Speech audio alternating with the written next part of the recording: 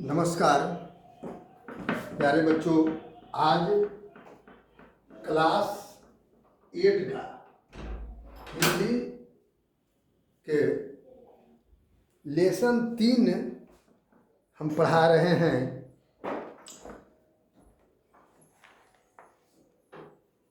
महादेव सोनार शीर्षक है महादेव सोनार। ये कहानी कलम के सम्राट मुंशी प्रेमचंद द्वारा मानव मन के अद्भुत परख के रूप में लिखे हैं और उनकी कहानियों में पात्रों की मनोदशा का सूक्ष्म मनोवैज्ञानिक चित्रण देखने के मिलता है। तो ध्यान से प्यारे बच्चों इस कहानी को सुनिए। ये आप जो देख रहे हैं ये आपको महादेव सोनार हैं। बेदी गांव में महादेव सोनार एक बहुत प्रसिद्ध आदमी थे और वह प्रातः काल उठते थे और अंगूठी के सामने बैठ जाते थे और खट खट हमेशा किया करते थे। प्यारे बच्चों, जो सोनार होते हैं अंगूठी जला लेते हैं, उसी में सोना डाल कर करके और उसको तपा कर करके गहना लोग बनाते हैं, है ना। और कभी कभी हथौड़ी से एकदम पतला पतला या कम भार वाले हथौड़ी से उसको पीटते हैं ताकि सोना का रूप, गहना का रूप हो सके। तो ये लगातार ऐसा करते थे और ध्वनि सुनते सुनते उनके गांव के लोग या उसके पड़ोस के लोग अभ्यस्त हो गए थे। माने जिस दिन ध्वनि, ये जो खटखट की आवाज़ जब बंद हो जाती थी तो पड़ोस वाले को लगता था कि आज कुछ गायब हो गया। साथ ही उनके यहाँ एक तोता का पिंजरा था जिसमें एक तोता रहता था और वह तोता को लेकर कर करके और वह तालाब की ओर प्रातः ही सुबह ही भजन गाते हुए जाते थे। ऐसा महादेव सोनार थे कि अगर कोई धुंधला प्रकाश में देखे उसका जर्जर शरीर, पोपला मुंह, झुकी हुई कमर, तो कोई अपरिचित व्यक्ति को लगे कि वह भूत पिशाच आ रहा है ना। और वे हमेशा एक बात बोलते थे, जब भोर होता था तो बोलते थे, महादेव सोनार प्रायः बोलते थे भोर में, दत्त गुरु दत्त शिव दत्त दाता। क्या? सत गुरु दत्त शिव दत्त दाता। उठते थे तो पहले यही नाम लेते थे। कौन क्या नाम लेते थे? सत गुरु दत्त शिव दत्त दाता। जब ये आवाज इर्द गिर्द अपने पड़ोस के लोग जब सुनते थे भोर में तो सब समझ देते थे कि अब भोर हो गया, बिना घड़ी देखे। महादेव का पारिवारिक सुखमय नहीं था। उसके 3 पुत्र थे, 3 बहुएं थे, दर्जन भर नाती पोते थे, लेकिन उनके बोझ को हल्का करने वाला कोई नहीं था। बोझ को मतलब उसके माने कोई ऐसा ना था कि उसके काम में हाथ बटाए, नाती पोता बेटा कोई हाथ नहीं बटाता था। लड़कों को भी लगता था कि दादाजी जब तक जिंदा हैं तो हम आनंद भोगे, फिर मरने के बाद तो गला में ढोल पड़ेगा ही, तो बेचैन क्यों होना है। बेचारे महादेव कभी कभी क्या हो जाते थे, एकदम निराहार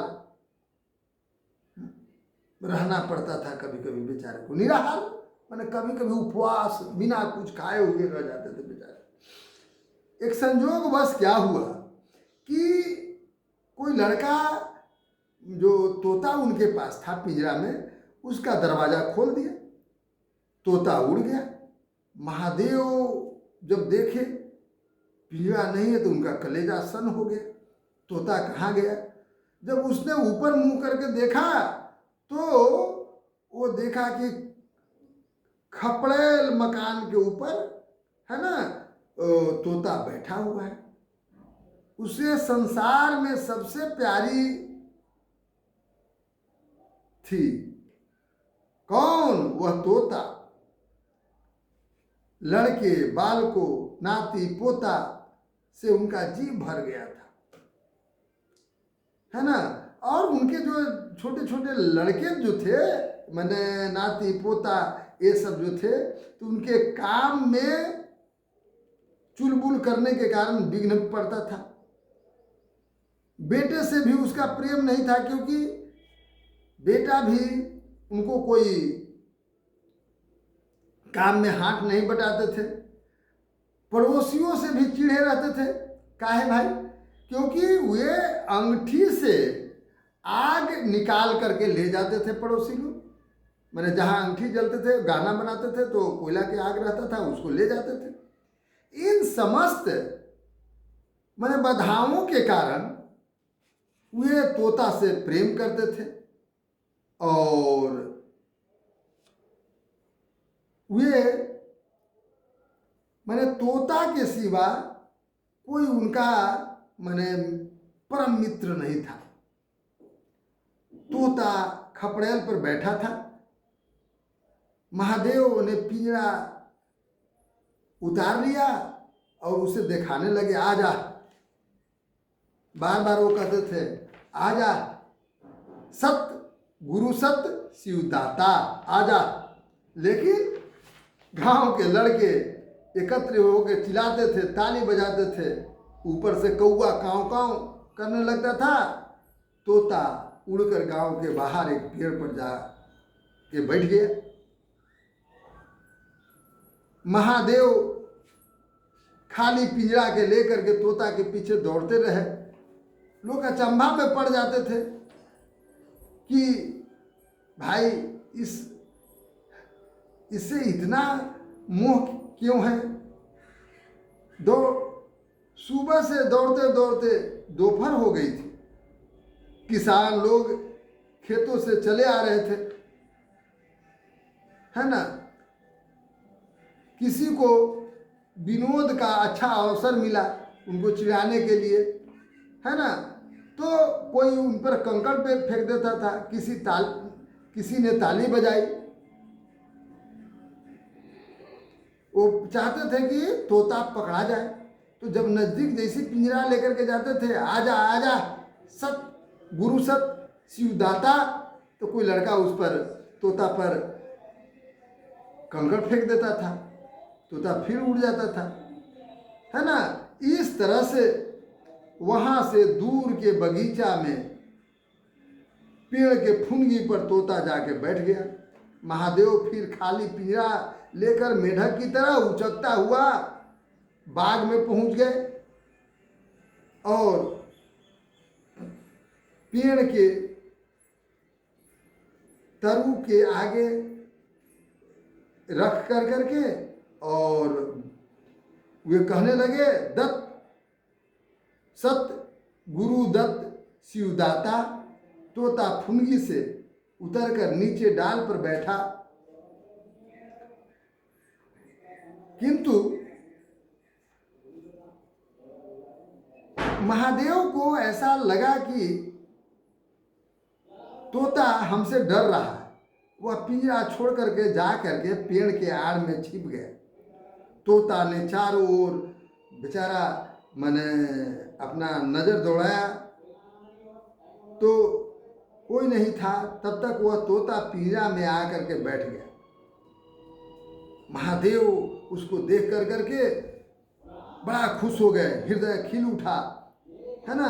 और सत गुरु सत शिवदाता का मंत्र जाप करते हुए धीरे धीरे तोता के सामने लपके और पकड़ने लगे। जैसे ही तोता फिर उससे निकल करके पेड़ पर जा बैठा। इस तरह से आधी रात तोते के चक्कर में आधी रात गुजर गई। सहसा कोई आहट पाकर चौंक गया। एक दूसरे वृक्ष के नीचे एक धुंधला दीपक जल रहा था। कोई आदमी बैठे हुए आपस में कुछ बात कर रहे थे। वे लोग चिलम पी रहे थे। तंबाकू के महक ने महादेव को अधीर कर दिया। उस स्वर में बोला, क्योंकि इनका आदत था क्या बोलने का, सत गुरु सत शिवदाता। और उन आदमी के पास चिलम पीने के लिए चल गए। ये भी चिलम पीते थे। अरे चिलम इट मीन्स जो गंजा उसमें चिलम में डाल करके लोग बूढ़े लोग पीते हैं। किंतु जैसी बंद उसके पास पहुंचे तो वे लोग क्या हो गए, भाग गए। जो चिलम पी रहे थे, है ना, सब के सब भाग गए। दीपक महादेव दीपक के पास गया तो देखा कि एक कलसा रखा हुआ था। वो जंग लगने के कारण वह कलसा कला दिखाई दे रहा था। मोर्चे लगना माने जंग लगना होता है। महादेव का हृदय उछल गए। वह कलसा में जब हाथ डाला तो उसका में मोहरे थे। ये जो चांदी के जो सिक्का होता है, सोने के सिक्का पुराना, वो मोहरे एकदम उसमें भरे हुए थे। एक कलसा मोहरे थे। उसने एक मोहर निकाल के दीपक में देखा तो लगा, कहा कि हाँ इसमें एकदम मोहरे था। उसका पूरा विश्वास हो गया। अब वह क्या किया कि दीपक को बुझा दिया। कौन? महादेव दीपक को बुझा दिया और पेड़ के नीचे छिप करके बैठ गया। लेकिन उसको डर हो गया कि चोर फिर लौट जाएगा, मुझे अकेला देख करके मोहर छीनने लगेगा। तो उसने कुछ मोहर कमर में बांध ली और कुछ एक सूखे लकड़ी से जमीन खोद करके उसमें गाड़ दिया। उन्होंने मोहर से भरे मिट्टी से ढक दिया। लेकिन उसको ध्यान आया कि कहीं चोर आ जाएगा तो मैं भागूंगा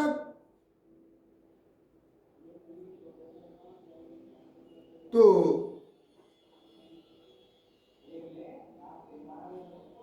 ठीक रहेगा। वो एक पहले हम घर चले जाएं, नहीं तो चोर आ जाएगा तो हम क्या करेंगे। उसने क्या किया कि कलश उठाया और भागना शुरू कर दिया। ऐसा भागा कि लगा कि उसके पैर में पंख लग गया है।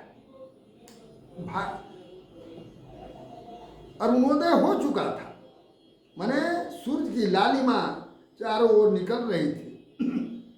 लेकिन भोर में उसी समय उनका तोता डाल से नीचे उतरा और वह पिंजरा में बैठ गया।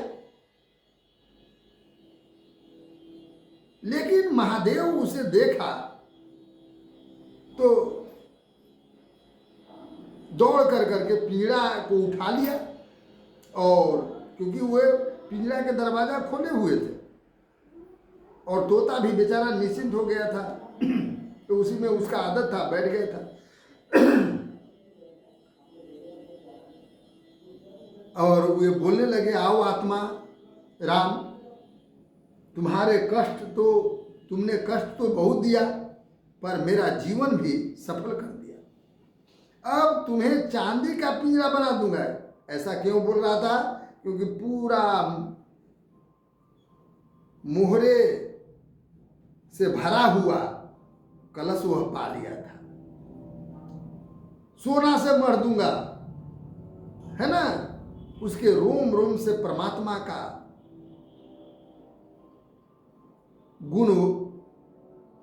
गुणानुवाद की ध्वनि निकलने लगा। बार बार बोला, प्रभु तुम कितने दयावान हो, यह तुम्हारा असीम वात्सल्य है, नहीं तो मुझ जैसे पापी पतित प्राणी इस कृपा योग नहीं था। और वह मन से बोलने लगा,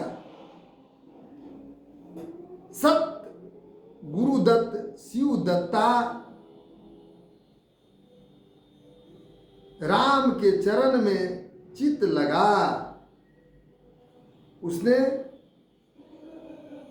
एक हाथ में पिंजरा लटकाया, बगल में कलसा दबाया। भोर में तो रास्ता में कोई नहीं था, कुत्ता के सिवा और कौन रहेगा भोर में? कुत्ता। लेकिन कुत्ता को कलसा से क्या, उस मुहर से क्या मतलब था? कोई मतलब नहीं था। उसने घर आया तो कोयला वाले कोठरी में, जहां कोयला रखता था, उस कोठरी में नीचे जा कर करके एक नाद में छिपा दिया। जब दिन निकल आया तो वह सीधे भागता भागता पुरोहित के घर गए। पुरोहित जी, पंडित जी को बेचारे का कल मुकदमा में पेशी था। वह सोच ही रहे थे कि देखिए ऐसा भाग हुआ कि एक भी जजमान नहीं पहुँचे हैं, कल हम कैसे जाएंगे, न पैसा एक भी है न कौड़ी है। इतने में महादेव प्रवेश कर जाते हैं और कहते हैं, पाए लागी पंडित जी। जब पंडित जी मुंह फेरते हैं तो इनका अमंगल मुंह देख कर करके उनको लगा कि यह तो कंजूस है, इसका दान भी मयसर होगा या नहीं। वो रूठ करके पूछे, क्या है, क्या कहते हो? उनको जानते थे कि ये कंजूस है।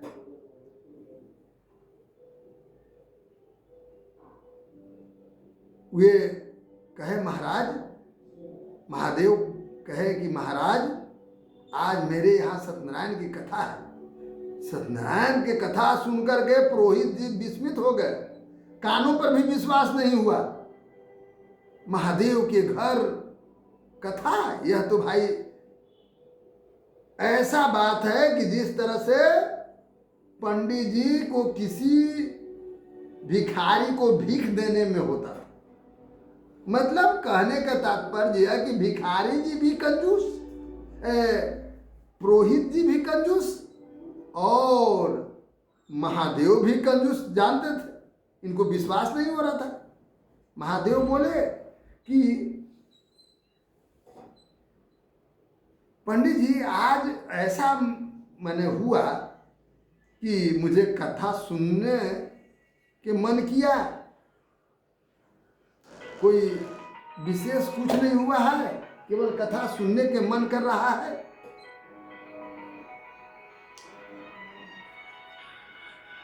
तो पूरे सुबह से वो बेचारी तैयारी करने लगे और वेदी के निकट के गांव में जा करके सुपारी फिरवा दिए, मैंने सबको बुलावा करवा कि आइए, और यहाँ भोज की भी व्यवस्था है ना। सब आश्चर्यचकित हुआ कि भाई ये रेत पर दूब कैसे, इतना कंजूस और भोज भी। लोगों को सबसे बड़ा छटपटाहट हुआ कि भाई इसके यहाँ तो पैसा का हमेशा अभाव रहता है और यह कितने का खरे को खोटा किया है।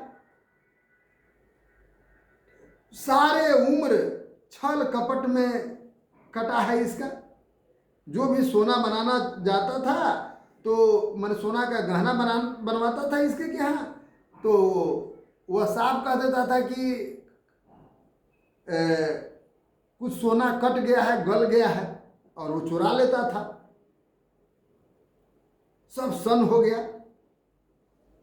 लेकिन पूजा के समय सभी लोग पहुंच गए, लेकिन सबसे ज़्यादा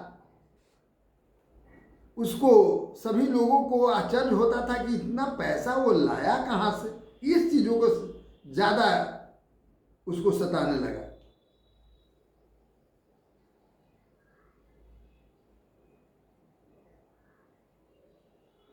और जैसे सब लोग आए तो वह सबसे ऊंच स्वर में हाथ जोड़ के बोला, भाइयों, मेरे सारी उम्र छल कपट में कट गई। मैंने न जाने कितने आदमियों को ठगा दी, कितने को खरे को खोटा कर दिया। अब भगवान ने मुझ पर दया की है, वह मुझे मुंह की काली को मिटाना चाहते हैं। मैं आप सब भाइयों से ललकार कर कहता हूं कि जिसका मेरे जी में जो कुछ निकलता है, जिसकी जमा मैंने मार ली हो, जिसके चोखे माल को खोटा कर दिया हो, वह आकर एक एक कौड़ी चुका ले।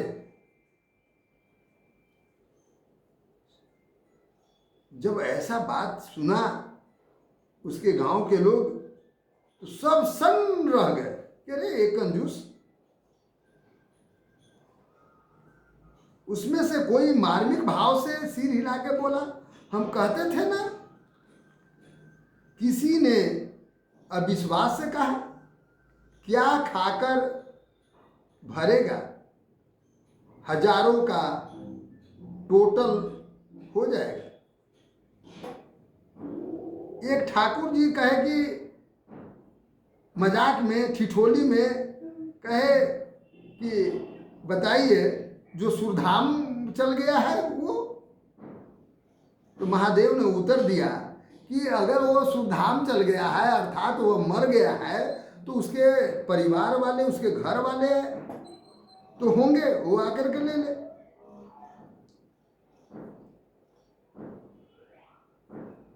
तो समय बीतते गया, लेकिन अचानक पुरोहित जी बोले कि याद है, मैं एक कंठा बनाने के लिए सोना दिया था, तुमने कई मासे तौल में उड़ा दिए थे। महादेव कहते हैं कि हाँ याद है। कितना का नुकसान हुआ होगा? पुरोहित जी पूरा बढ़ा चढ़ा के बोले, 50 रुपए से कम न होगा। महादेव ने कमर से 2 मुहर निकाले और पुरोहित जी के सामने रख दी। पुरोहित जी बेचारे को आश्चर्य हुआ और ये बड़बड़ाते हुए बोला कि बेईमानी है। अरे बहुत तो, महादेव बोले कि बेईमानी है, 50 रुपए का थोड़ा होगा, बहुत तो 2-4 रुपए का नुकसान हुआ होगा। लेकिन पंडित जी बेचारे से 50 रुपए ऐंठ लिए। नारायण का भी डर नहीं, क्योंकि पंडित जी तो पंडित जी थे, है ना। महादेव दे दिया। लेकिन गांव के लोगों को कई दिन तक ये मालूम भी नहीं रहा कि, या याद ही भी नहीं रहा कि महादेव कुछ कहा था। तब महादेव कुछ दिन के बाद फिर सबसे कहा। मालूम होता है कि आप लोग अपना अपना हिसाब भूल गए हैं, इसलिए आज कथा होने दीजिए और मैं 1 महीने के बाद तक राह देखूंगा। अगर कोई आएंगे तो मैं उससे पैसा चुका दूंगा और फिर कुछ दिन के बाद तीर्थ यात्रा करने के लिए मैं चला जाऊंगा। आप सब भाइयों से विनती है कि आप मेरा उद्धार करें। मैं महादेव कई दिन तक राह देखा, लेकिन कोई नहीं वहां पर पहुंचा। रात के चोरों को भय से महादेव को भी नींद नहीं आती थी। अब कोई काम नहीं करता। शराब का चस्का भी छूट गया था। अब देखिए उसमें बदलाव हो रहा है। महादेव में शराब पूरा पीता था, लेकिन शराब का चस्का धीरे धीरे छूट गया और जो सज्जन साधु उनके द्वार पर आते थे उसको यथोचित सत्कार करने लगा। दूर दूर उनका सुयश फैलने लगा। यहाँ तक कि महीना पूरा हो गया और एक भी आदमी हिसाब लेने नहीं आया। अब महादेव को ज्ञान हुआ कि संसार में कितना धर्म है, कितना सद्व्यवहार है। अब उसे मालूम हुआ कि संसार बुरों के लिए बुरा और अच्छा के लिए अच्छा है। पहले कंजूस थे, है ना, तो उनको लगता था कि संसार सब कंजूस है। तो प्यारे बच्चों, इस कहानी के माध्यम से हम शिक्षा लेते हैं। क्या लेते हैं भाई? कि किस प्रकार से मनोवृत्ति के परिवर्तन से सारे सृष्टि परिवर्तित जान पड़ती है। तो अब इसमें कुछ देख रहे हैं,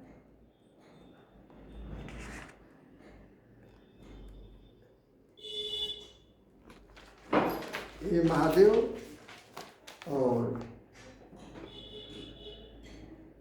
पंडित जी को पैसे दे रहे हैं, ऐंठ लिए 50 रुपए। इसका प्रश्नोत्तर प्यारे बच्चों सब बना लेना है।